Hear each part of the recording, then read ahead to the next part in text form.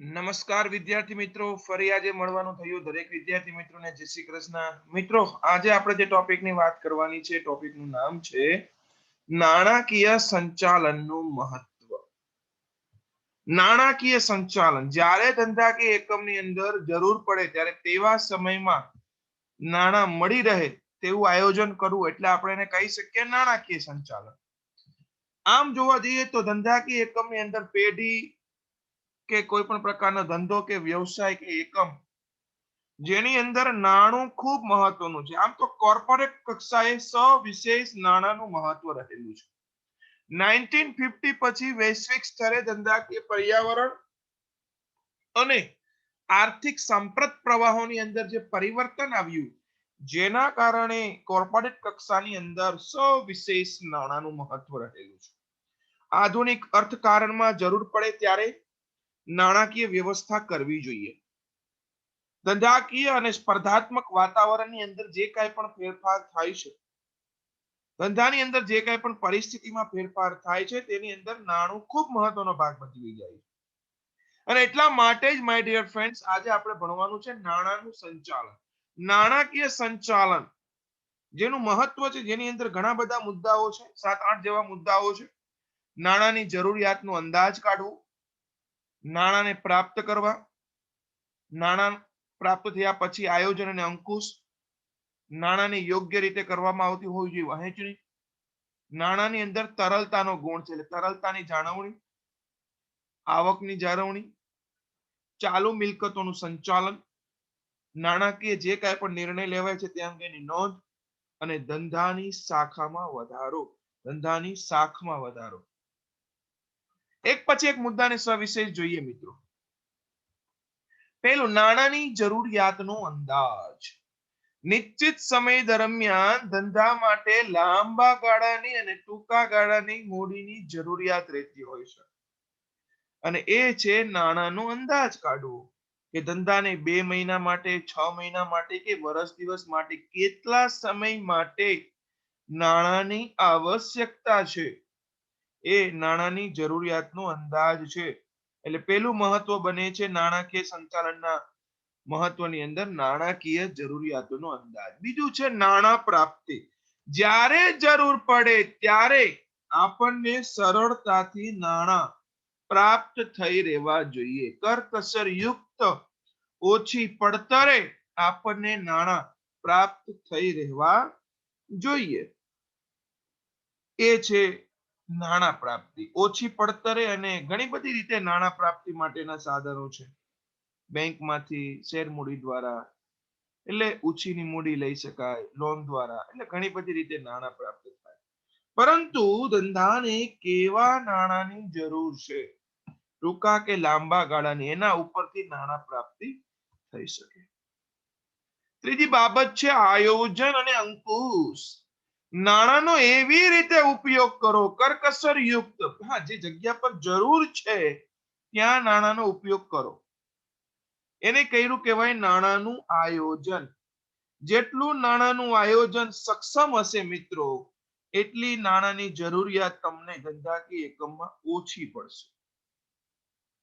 એટલે નાણાંનો ઉપયોગ કરકસર રીતે થાય એ મહત્વનું છે. સાથે આયોજન અને અંકુશ સાથે રાખી, આયોજન અને અંકુશ સાથે રાખી નાણાંનું જે માધ્યમ છે એ નક્કી થવું જોઈએ.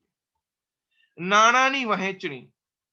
જુદા જુદા વિભાગમાં એક મોટું ધંધાકીય એકમ હોય તો ઘણા બધા વિભાગો હોય.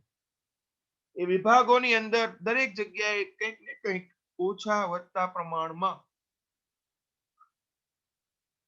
નાણાંની જરૂર પડતી હોય છે, જેથી દરેક વિભાગને જેટલા પર્યાપ્ત નાણાં છે, જેટલી વિભાગમાં નાણાંની જરૂર છે, એટલા નાણાં એમને મળી રહે. પાંચમો મુદ્દો છે તરલતાની જાળવણી. તરલતા, રોકડ પ્રવાહ પત્રક અને રોકડ અંદાજપત્ર તૈયાર કરો ને એટલે તરલતા મળે.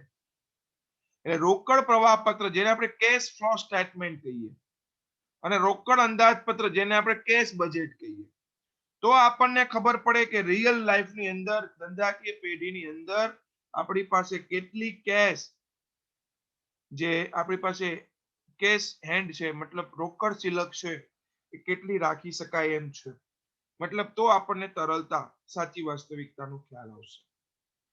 આવકની વહેંચણી, નફાનો કેટલો હિસ્સો શેર હોલ્ડરો વચ્ચે ડિવિડન્ડ તરીકે વહેંચાઈ જશે અને નફાના કેટલા ભાગનું ધંધામાં પુનઃરોકાણ થશે એ મહત્વનું છે.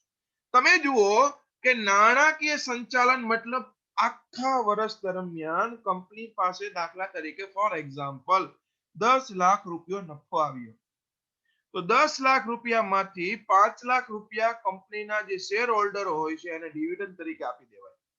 એટલે હવે કંપની પાસે મૂળ નફો 5 લાખ વધ્યો, કારણ કે 5 લાખ તો શેર હોલ્ડરોને આપી દીધા છે. એ બીજા 5 લાખ છે એનું અલગ જગ્યાએ પુનઃરોકાણ કરવાથી ત્યાંથી આપણને નાણાંનો બીજો પ્રવાહ ઉભો થઈ શકે. એટલા માટે કોઈ બીજા ધંધામાં પુનઃરોકાણ રીઇન્વેસ્ટમેન્ટ કરી દેવામાં આવે તો ત્યાંથી પણ આપણને આવકનો સ્ત્રોત નાણાકીય સ્વરૂપે પ્રાપ્ત થઈ રહે. તમે જુઓ કેટલી બાબત મહત્વની છે નાણાકીય સંચાલનની અંદર. સાતમો મુદ્દો જોઈએ તો ચાલુ મિલકતોનું સંચાલન. કેવી મિલકતો? તો કે રોકડ શિલક, બેંક શિલક, માલ સામગ્રી, વેચાણ પાત્ર કોઈ નાની મોટી જામીનગીરીઓ હોય, આ બધી રોકડ મતલબ ચાલુ મિલકત છે. અને આ ચાલુ મિલકતોમાં રોકાણ માટેની નીતિ ઘડતર કરવું એ પણ નાણાકીય સંચાલનનું ઇમ્પોર્ટન્સ મહત્વ દર્શાવે છે. જેટલું ચાલુ મિલકતોના સંચાલનમાં મહત્વતા હશે એટલી જ નાણાકીય સંચાલનની અંદર તમે ખરા ઉતરી શકશો, હેન્ડલ કરી શકશો, ધંધાકીય પેઢીને સંભાળી શકશો.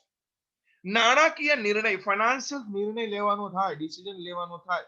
ફોર એક્ઝામ્પલ કેટલું મૂડી બજેટ ફાળવવાનું છે, ડિવિડન્ડ કેટલું આપીશું, બધું ડિવિડન્ડ તો ન અપાય ને. કેટલા નફો વધે છે તો કેટલા નફાનું આપણે નફામાં પુનઃરોકાણ કરીશું, ધંધામાં પુનઃરોકાણ કરીશું. તો ડિવિડન્ડની નીતિ, નફાનું પુનઃરોકાણ, મૂડી બજેટ, આ બધા જે નિર્ણયો છે એ નાણાકીય સંચાલનની અંદર કંઈક ને કંઈક ભાગ ભજવે છે. તો જ તમે નાણાંનું સંચાલન કરી શકો. જો તમે ડિવિડન્ડ નીતિ નક્કી કરી શકો, નફામાં પુનઃરોકાણ, સંકલન, આ બહુ મહત્વની બાબત છે.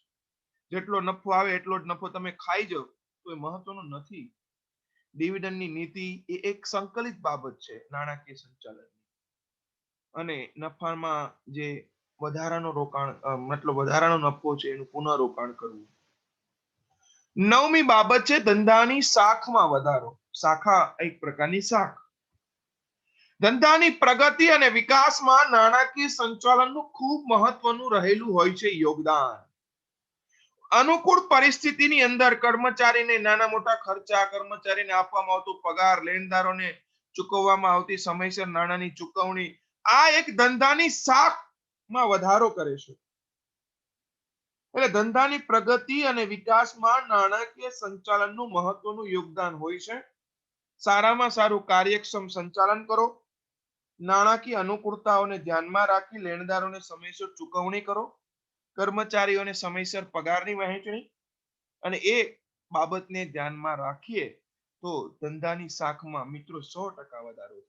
તમે જુઓ આ 9 બાબતો જે નાણાકીય સંચાલનનું મહત્વ દર્શાવે છે.